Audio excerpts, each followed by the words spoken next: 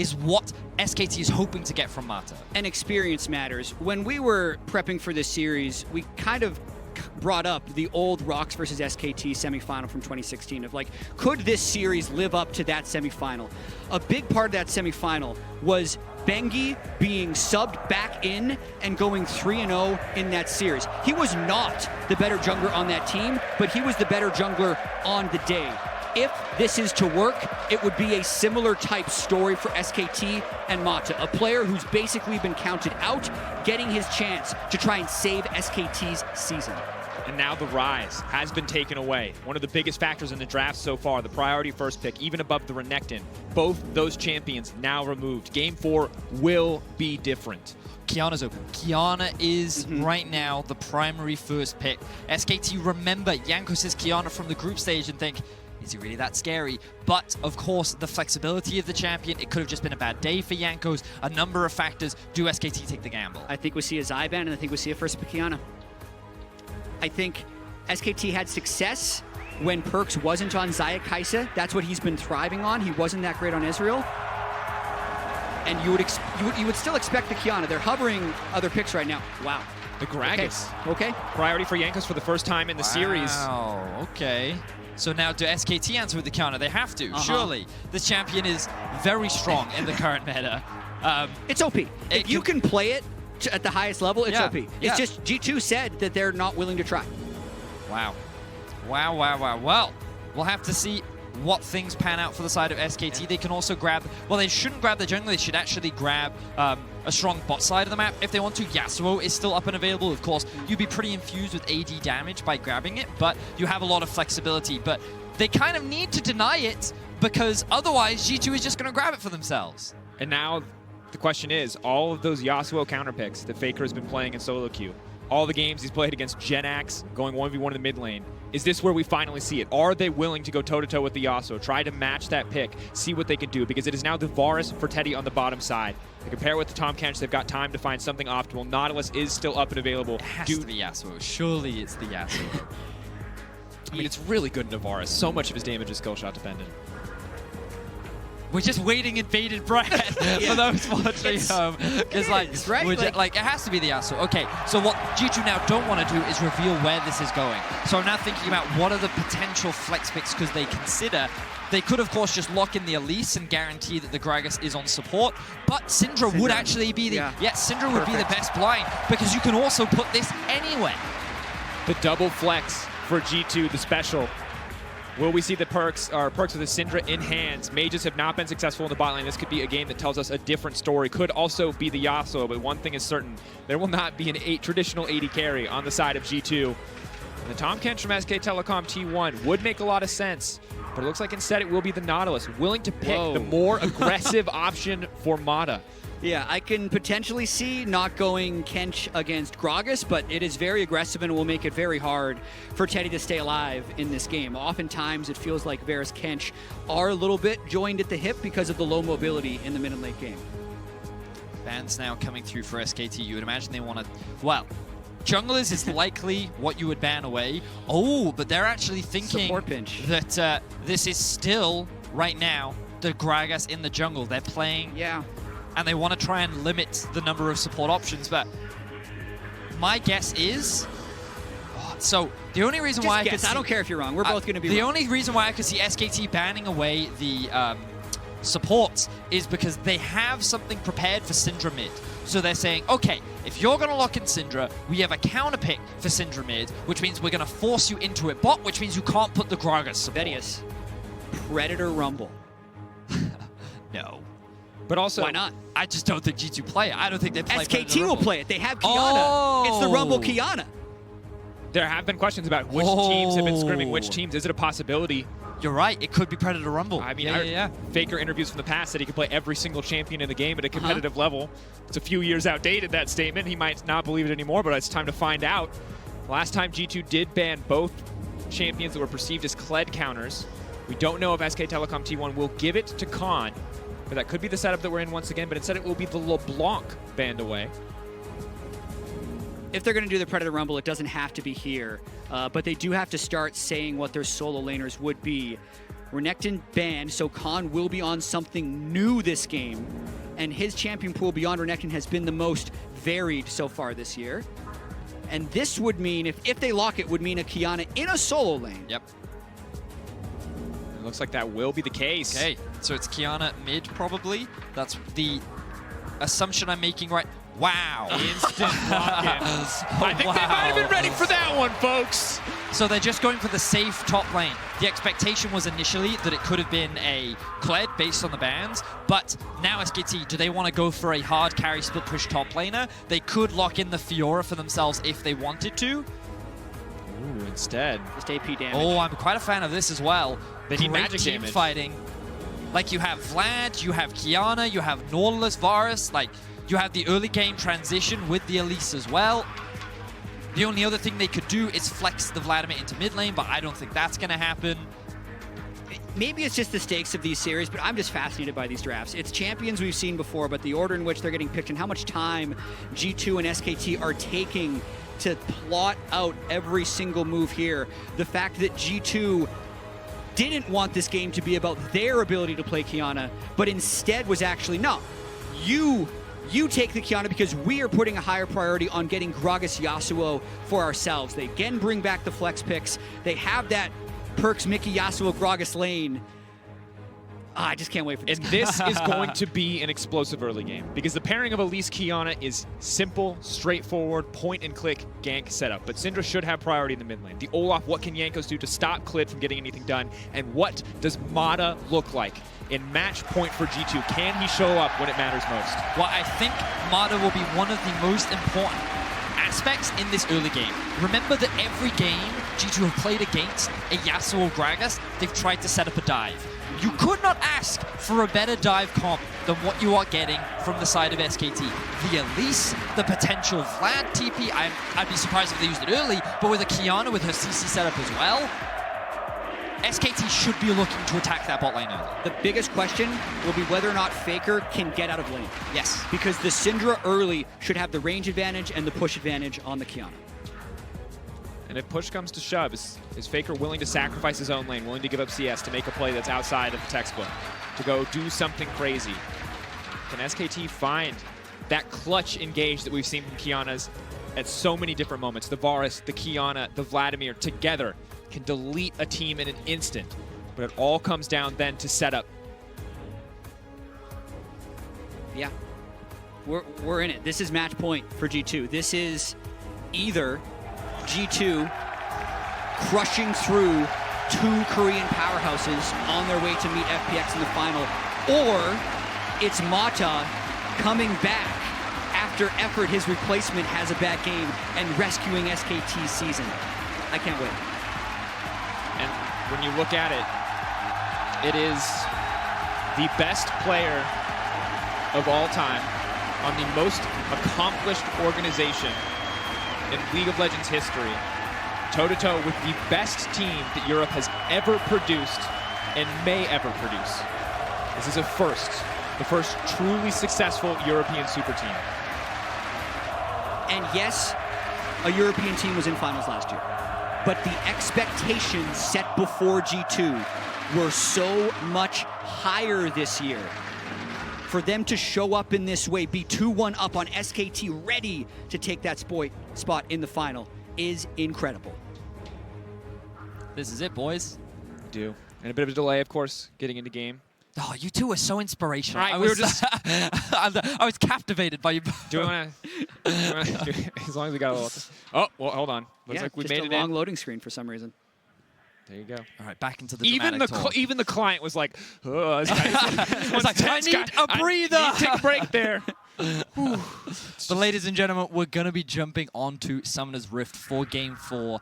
SKT are nowhere near down and out. Jack, we talked at length about how SKT should have won that last game. Execution in the final team fight alone could have swung the game back in SKT's favor, and you should not count them out just because they did not win. And the operative word there is should. And it's a word that as a fan and as an analyst, I constantly struggle with. Yeah. Because ultimately, the team that won is the team that should have won. If you base it down to its most basic level, there are mistakes that SKT made, but their team play fell apart. You're right. Down the stretch in that game. And I mean, individuals made a number of mistakes. Teddy's ultimate in the fights, we talked at length about effort, and even Faker, his positioning on the map. Yeah, because I don't disagree with you. There were so many things that SKT should have done to win that game, but since they didn't do them, that's why we're here. That's why SKT is facing elimination against the LEC powerhouse in G2. As we see G2 potentially group for late invade, one stat that further kind of colors this series. So the sweeper coming out from Mickey. We'll hold that thought. Could see a level 1 fight. SKT willing to match it, of course, is Hail of Blades Yasuo, much stronger at level 1 than, say, the Conqueror. So this is very important because G2, let's not forget, when they first played against the Yasuo bot lane in Game 2, they tried to make this invade happen. The mistake they made was disrespecting SKT's early vision. They got caught, they got collapsed, it hurt their whole game plan. Now, the thing about Olaf is he is incredibly fast, clearing through the jungle. I'm curious as to how Clid answers. I like what he's doing. He should be looking to split the map himself, and he's going straight towards the blue buff. But this gives the Yasuo bot lane a lot of freedom, so that he does not have to run the risk of getting ganked in the early game. And it's great. You can vertical your Yasuo Gragas so they can play as aggressively as possible. It's the reverse of having to eat a 15 or 20 CS advantage early. They can actually push in fairly freely and trade aggressively. And that's what you're seeing now. Perk's not going to be a part of the trades, but Mickey feeling pretty comfortable so far. Teddy always has to respect the potential for a tornado. We'll manage to connect there. Look at the state of the wave right now. With the health difference. Oh, they're actually going in. Teddy has to flash out to safety instantly. Halo Blade's doing so much work. Mickey now stepping forward. The Ignite goes down. Perks, the heal isn't enough. Yanko's coming over the wall. The Axe! First blood for G2. And the G2 bottom lane show SKT how it is done. They know where the enemy jungler is. They have all the information in the world. They burn all of the summoner spells from Teddy, and Perks shuts down Teddy. Massive start for G2. They attack Mata in his first game of the semifinals this Worlds. They know exactly where to go. They know exactly how to do it, and they get done. Look at top lane though. Clid is in the top side of the map. Wonder is overextended. But it's a level 3 Vladimir. It's fine. He should just be up there. I mean, you're right. And additionally, it doesn't get any easier because Wonder can just opt for the Abyssal Mask early on. They're both magic damage. But as we look back at this one, you can see Hail of Blaze allowing Perks to get out multiple Qs so rapidly. Goes back, Tornado confirmed, easy to land. The heal buys him time, but Flash Axe. I don't think G2 actually expected to get a kill there. I think they wanted to force an all-in just to get a bunch of summoner spells and set it for a dive a little bit later on. But the moment Mickey saw the window where Mata actually engaged onto Perks, he could jump on top of Teddy and actually burst him out, giving G2 the ability to find that first blood.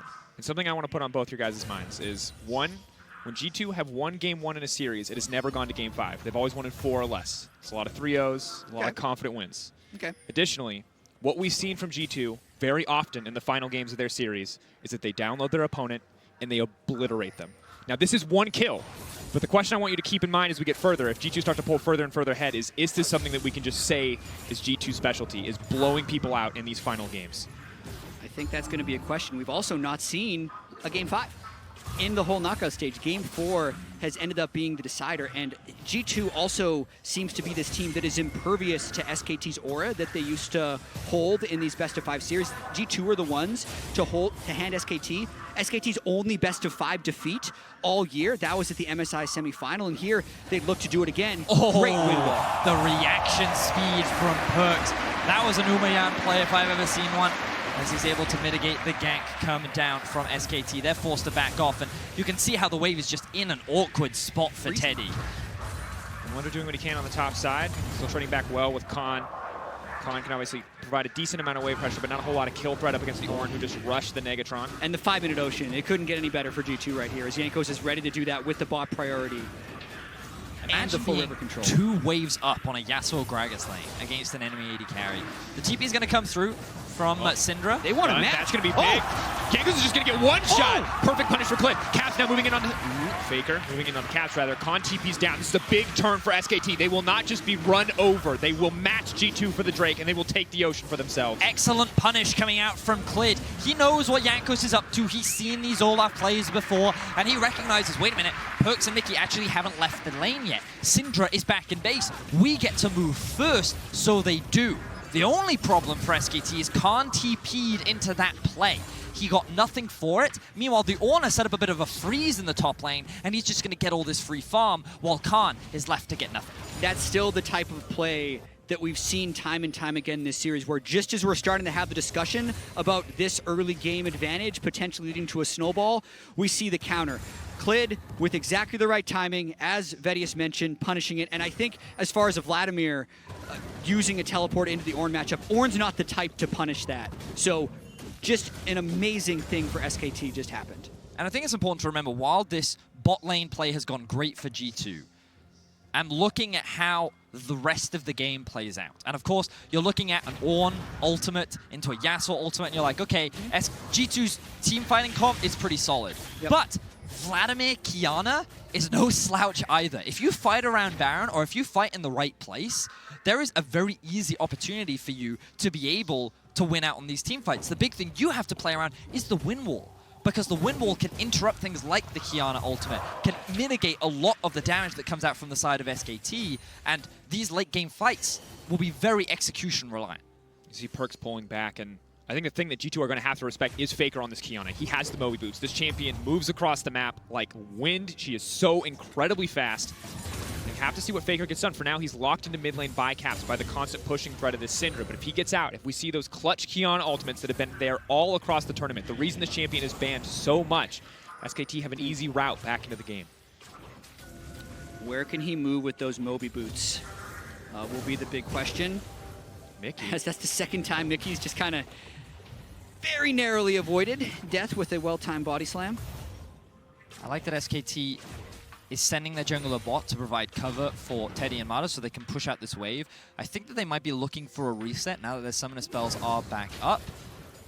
They can step forward here, but Teddy and Mata really aren't in range. Just a bit of poke down onto Mickey. Oh, they're actually threatening a dive. I like this a lot more. We talked about how strong this dive comp actually is. No TP on Khan, but no TP on Wonder either. So SKT just going to take some plates for now. Faker got spotted both times on that control ward, which is a big boon for G2 to be able to step back up. They don't have deep enough vision into the G2 jungle. I love that control ward right next to G2's red buff. And now with Perks at level 6, the power dynamic might shift a little bit here on the bottom lane. Teddy and Mata have the safety of range with a few more levels under their belt, but the Yasuo ult, the threat and the follow-up as Mickey gets closer to 6 as well, means they're going to have to make sure not to get caught out by the exhaust Yasuo.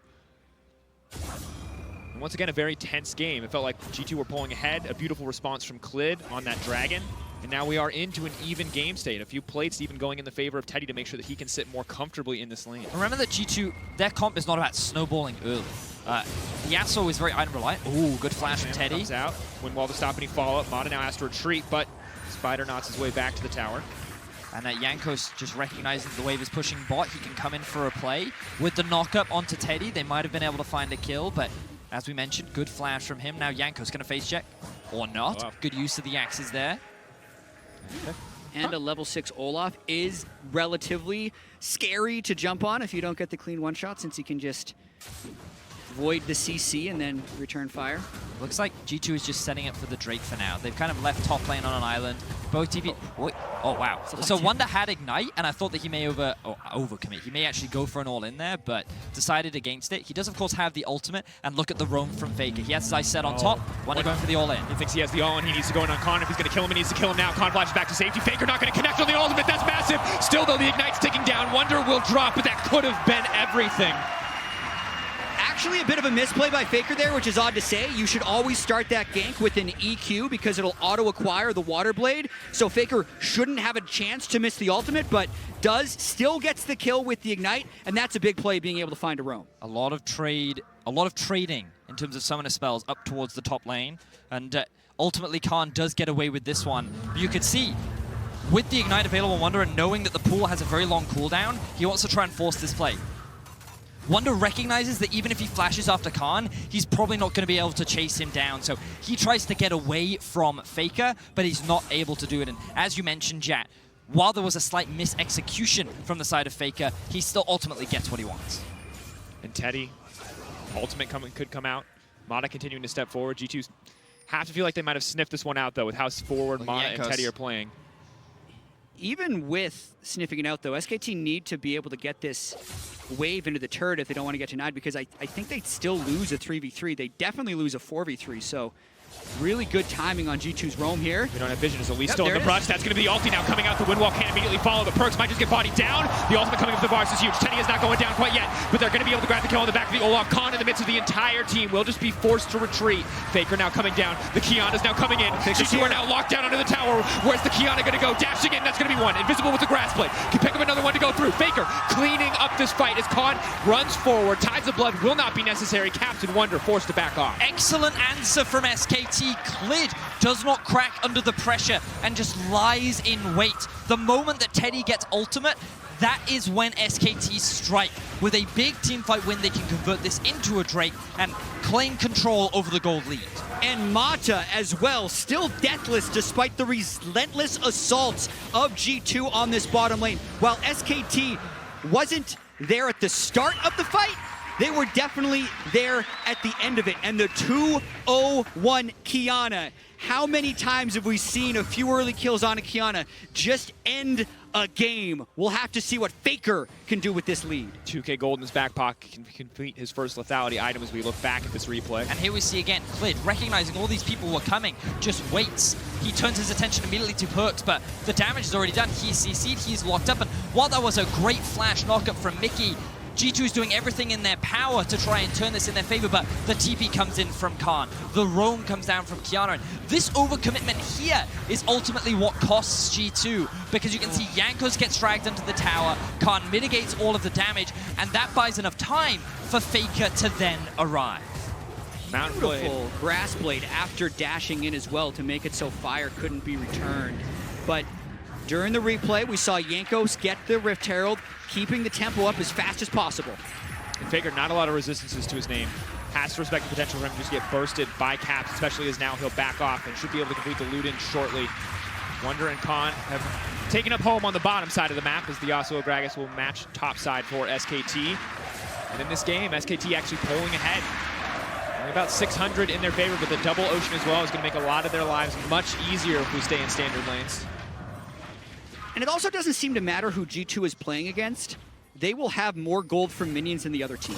It was their best stat leading into the quarterfinals, and I think it is their best stat now. In terms of the ability for people to leave some of their lanes to create a larger denial somewhere else. In this particular game, it was the roam's bottom and the vertical jungling that gave them most of their CS advantage, but across the board, Ornn, Syndra, and Yasuo all up on CS against SKT.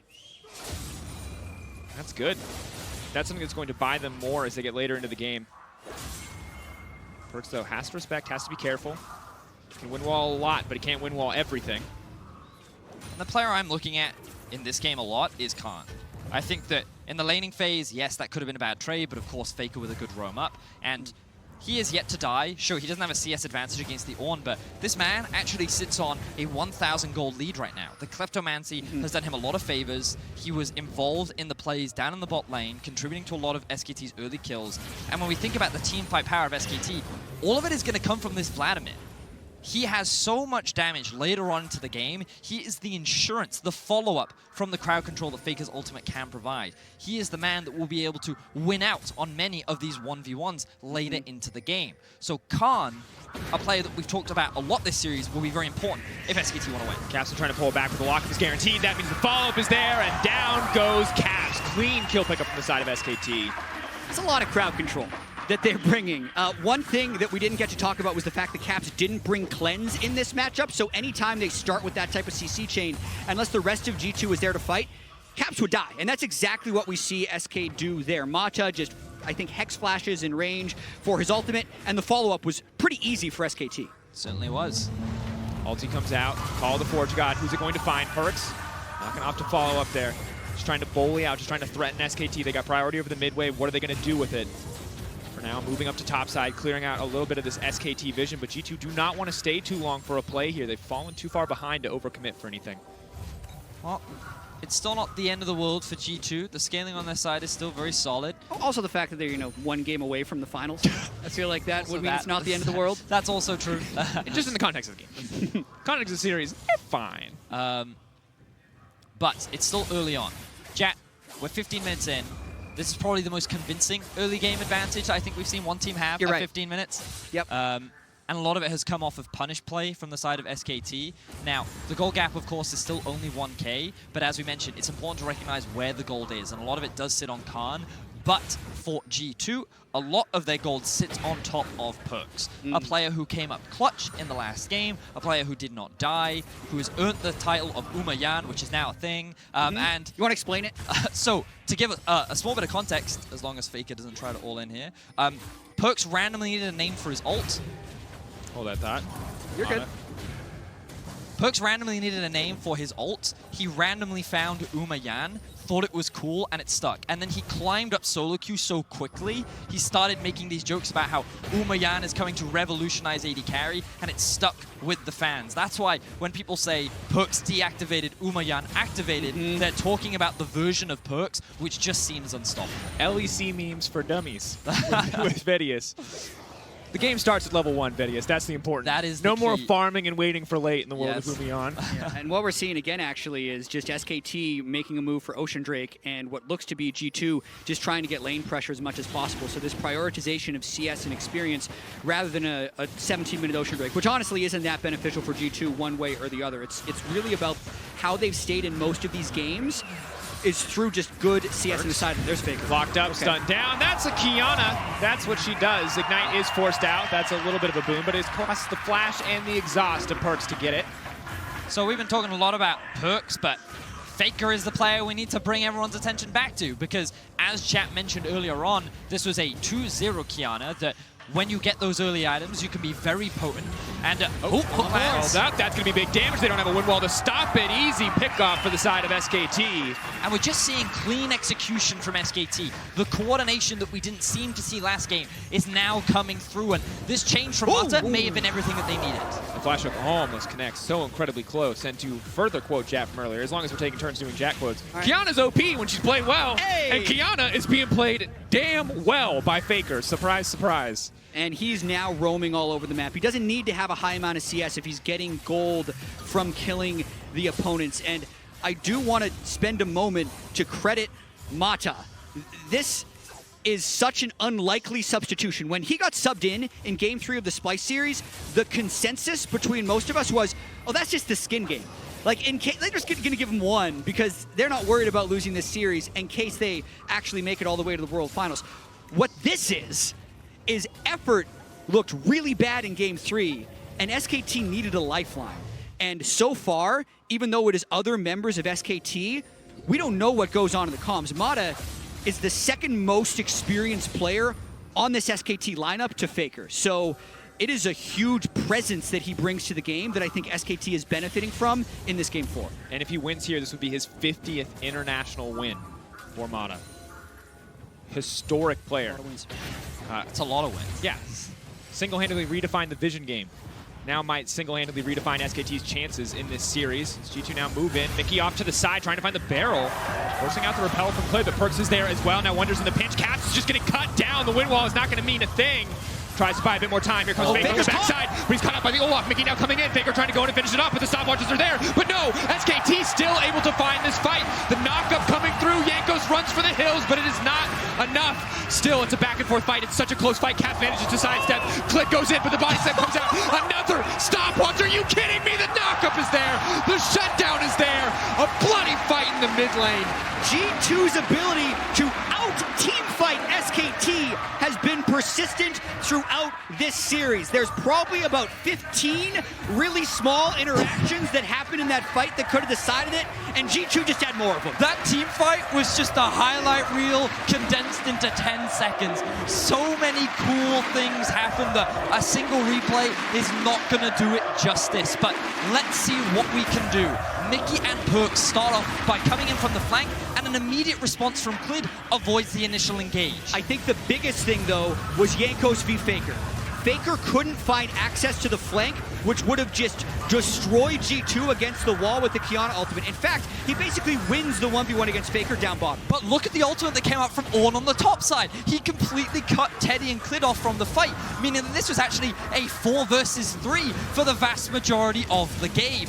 Clid then tries to dive on top of Caps, and it wasn't enough because Caps immediately flashes out, sidestepping the Q. Mickey nearly dies. The stopwatch just before he falls.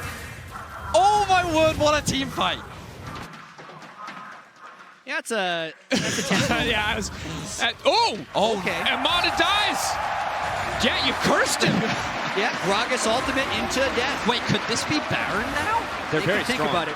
You talked about this earlier, Veddies, but the win wall from Yasuo is massive at taking the Baron, mitigates so much of the threat, so much of the damage. Might still want that cooldown in the fights to come, but oh, here comes the Oran Horn. They're caught in the pinch. Mickey X can go forward. Faker invisible, wants to pull another grass blade, but this is massive. The Vladimir trying to strike back, but Faker's ult is not going to be effective. Khan now has to run for his life. Perks and Caps are still alive. G2 get 2-3 for nothing.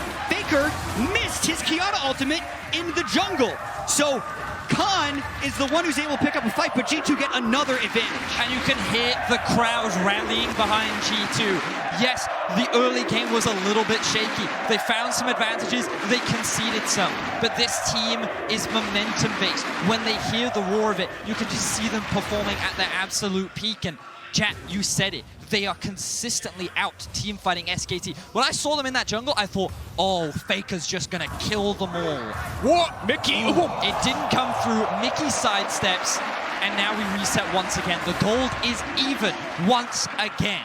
Probably a blessing in disguise that didn't land for Mata, because Teddy and Mata were outnumbered if they would have gone into that jungle fight. But now, Faker back trying to push up mid-wave and SKT group around this Mountain Drake.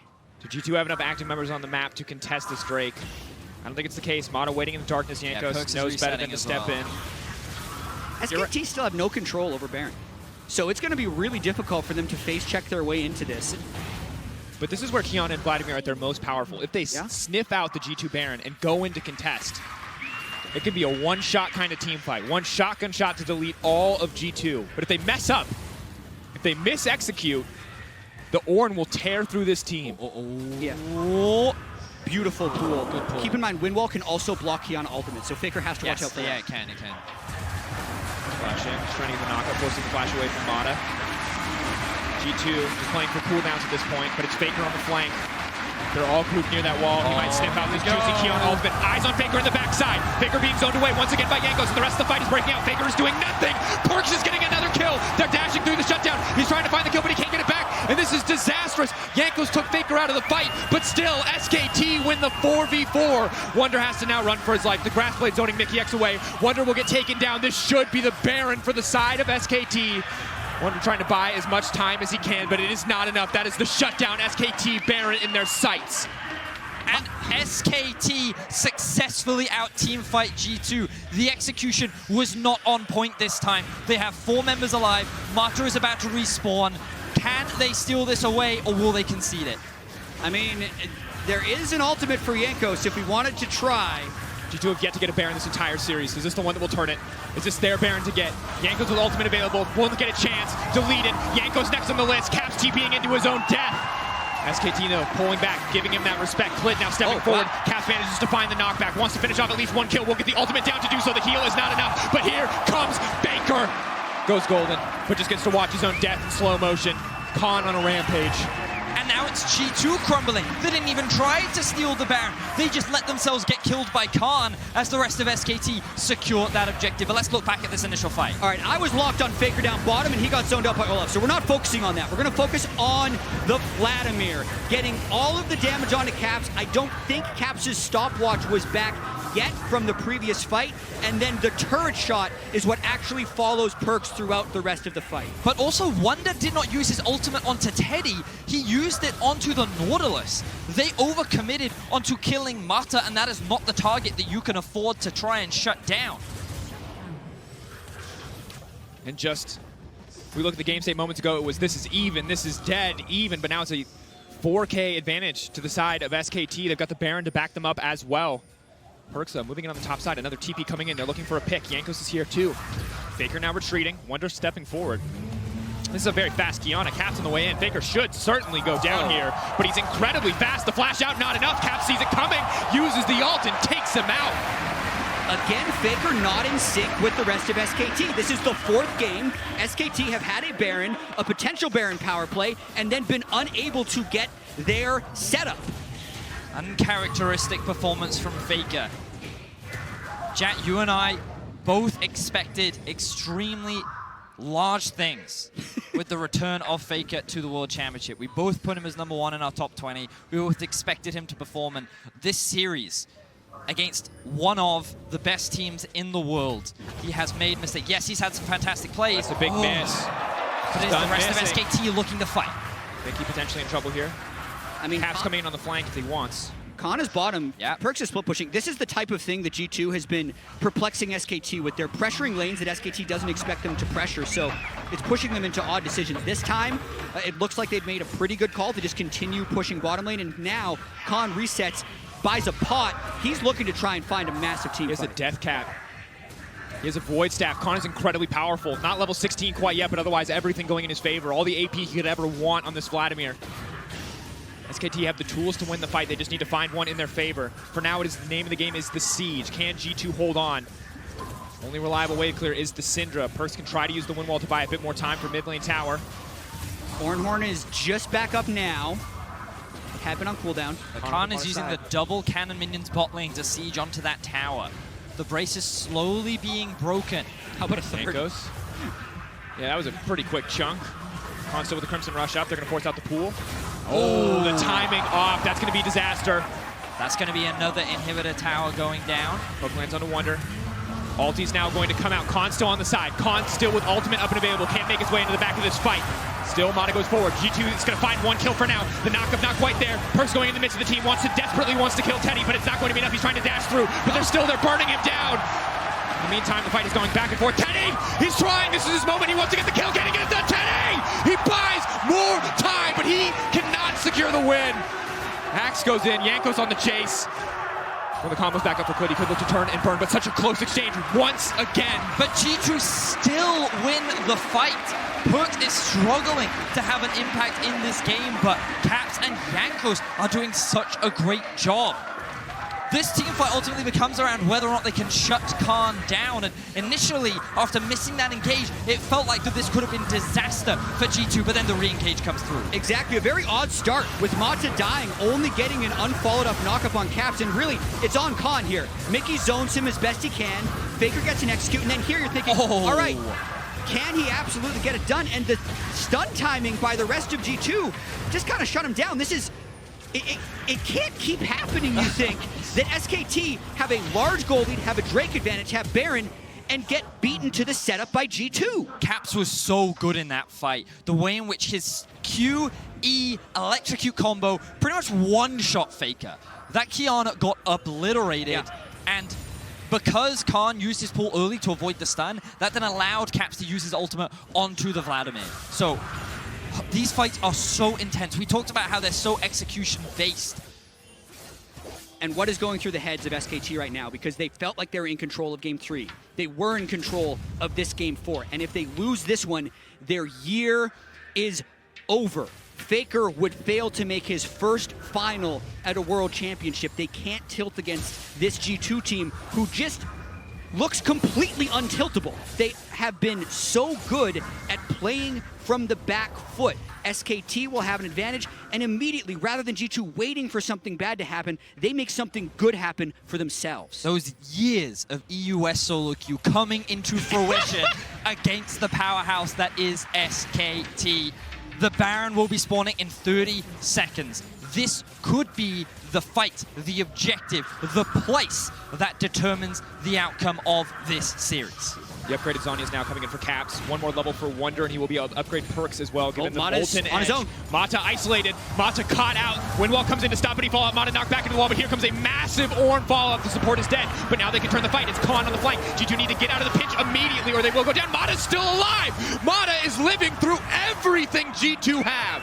But SKT used the Varus and the Nautilus ultimate there, so it was just a 2-for-2 trade with the reset. The Baron setup continues. The cooldown on Wonder's ultimate is at 45 seconds. That's going to be more than enough time for Mata to go back to base, reset, back out onto the map. He'll also be restocked on all of that vision. And the pings are coming down from Mata right now. He's saying, Ornn ult is down, Ornn ult is down. Let's look for a fight because this is the best shot that we've got.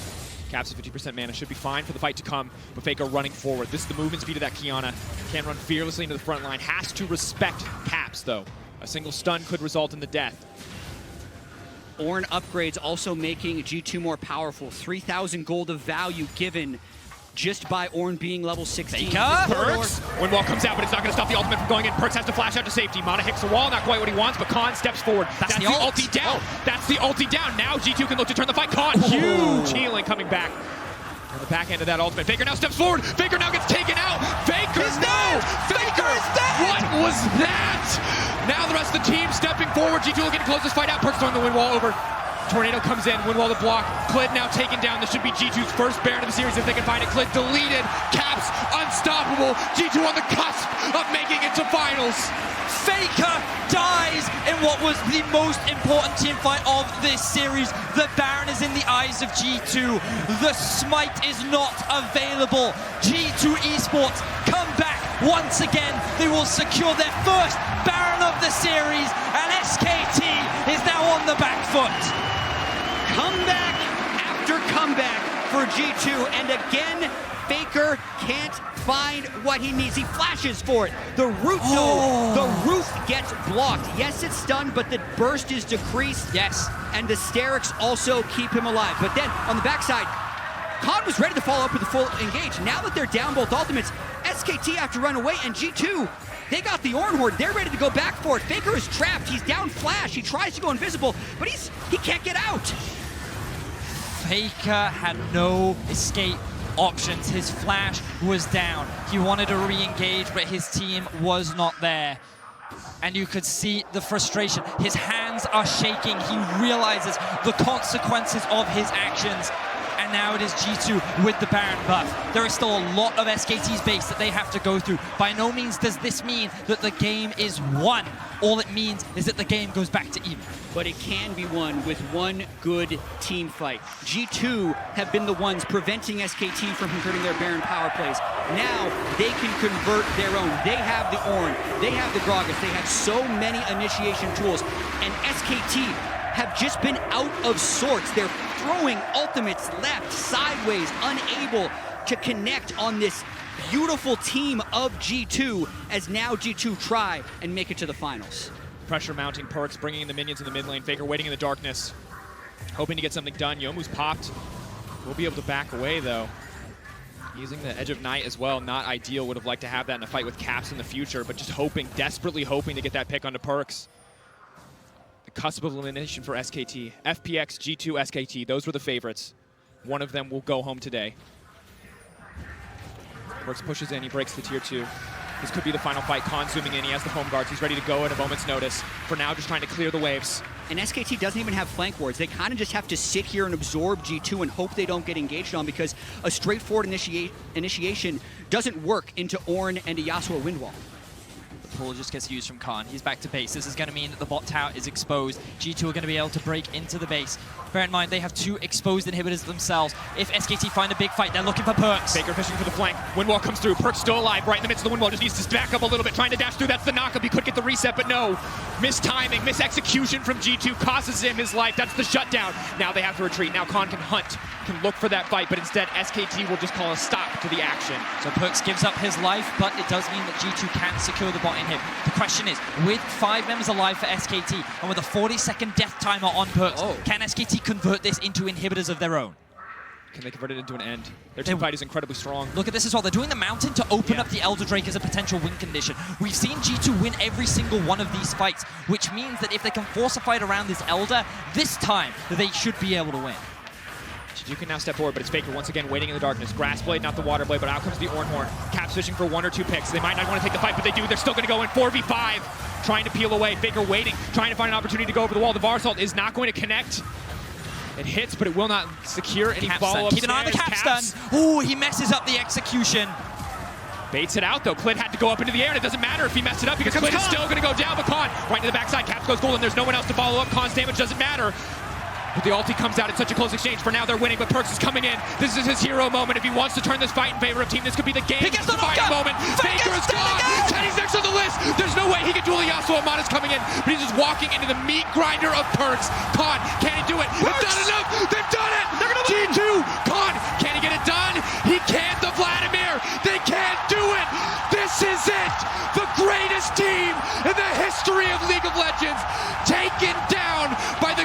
team Europe has ever produced. FPX, get ready. G2 is heading to Paris.